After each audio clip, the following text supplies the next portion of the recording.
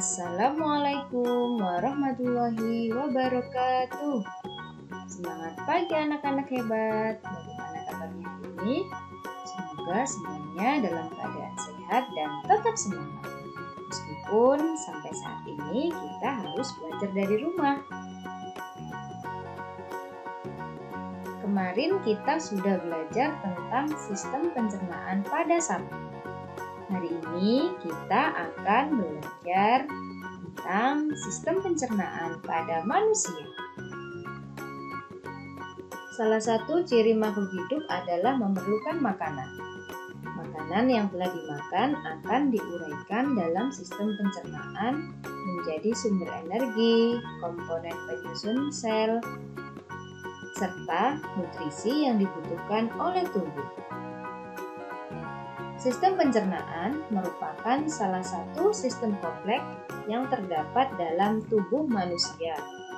Nah, apa sajakah bagian-bagian dari sistem pencernaan manusia? Sebelum kita membahas bagian-bagian sistem pencernaan pada manusia, Bu Endah mau bertanya pada kalian. Apakah kalian tahu apa sistem pencernaan?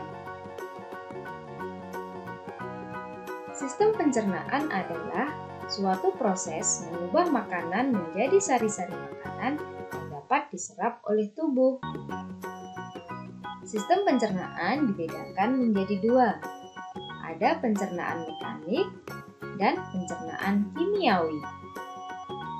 Pencernaan mekanik adalah proses mengubah makanan menjadi kecil dan lembut.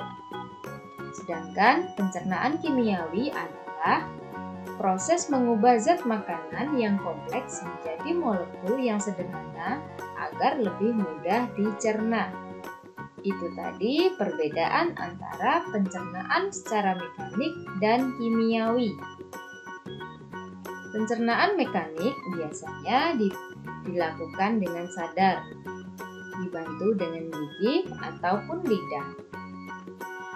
Sedangkan pencernaan kimiawi biasanya dilakukan tanpa sadar, biasanya dibantu oleh enzim. Kemudian kita akan membahas tentang organ pencernaan pada manusia. Coba perhatikan gambar sistem pencernaan pada manusia berikut. Organ pencernaan manusia yang pertama yaitu mulut atau rongga mulut. Yang kedua, kerongkongan. Yang ketiga, lambung. Yang keempat, usus halus. Yang kelima, usus besar. Dan yang terakhir adalah anus. Kita bahas mulai dari mulut. Di dalam mulut terjadi pencernaan mekanik dan kimiawi. Pencernaan mekanik dibantu oleh gigi dan lidah. Sedangkan pencernaan kimiawi dibantu oleh air liur. Fungsi dari mulut merupakan tempat menghancurkan makanan agar lebih mudah untuk ditelan. Yang kedua yaitu kerongkongan. Kerongkongan merupakan saluran untuk memindahkan makanan dari mulut ke lambung. Di dalam kerongkongan terjadi gerakan peristaltik atau gerakan meremas dan mendorong yang dilakukan oleh dinding kerongkongan. Berikutnya yaitu lambung. Lambung terletak di dalam rongga perut sebelah kiri. Fungsi dari lambung yaitu mencerna makanan. Di dalam lambung terjadi pencernaan mekanik dan kimiawi. Pencernaan mekanik dilakukan oleh dinding lambung, sedangkan pencernaan kimiawi dilakukan oleh getah lambung. Setelah lambung berikutnya yaitu usus halus. Di dalam usus halus terjadi proses pencernaan kimiawi. Fungsi dari usus halus itu sendiri yaitu menyerap nutrisi dan sari-sari makanan. Berikutnya yaitu usus besar.